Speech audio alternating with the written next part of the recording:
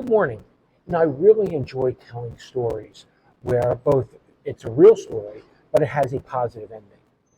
So last Wednesday, I went to a client sentencing down here in South Florida.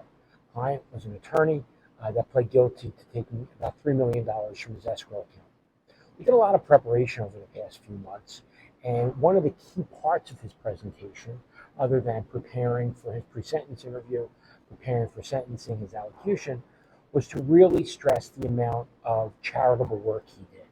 And I'm not talking about simply throwing money at a nonprofit that you think will look good in front of a judge. Because as the judge said in this client sentencing, many people come in front of me thinking they could throw money at a charity. And while certainly it's a nice thing, it really has very little impact on my sentencing. But this particular client, while yes, he did repay what he took from his escrow fund, had a long-standing relationship with Make-A-Wish Foundation. And instead of just donating money, he donated over quite some time, his time to the organization.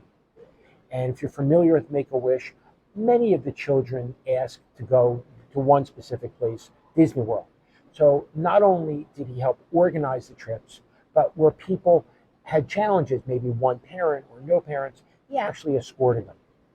So standing in front of the judge, in addition to having a few people stand up and talk about how important he was in their lives regarding this charity, but the judge noted a couple things.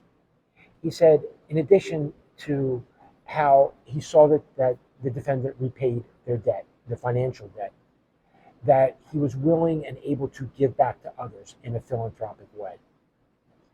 Remember when you're being sentenced, who your audience is. And it's really an audience of one. It's a federal judge. And at the end of the day, your judge, your attorney, the prosecutor, they all go home to their families. It's the defendant that doesn't. And we typically have to spend time in prison. But you never know what you're going to do or say which could influence that judge. In this case, we simply don't know if the judge was impacted by Make-A-Wish Foundation in any way. Maybe he had a family member who had a debilitating or life-threatening disease, or knew someone, or was just really taken with this client's story.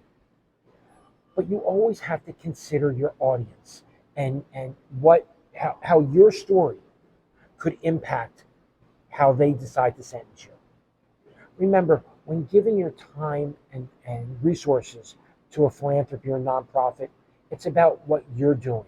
It's about what you're giving. It's not about simply throwing some money at somebody who says, hey, I have a nonprofit, give it to me, and I'll write you a letter about how I can help you.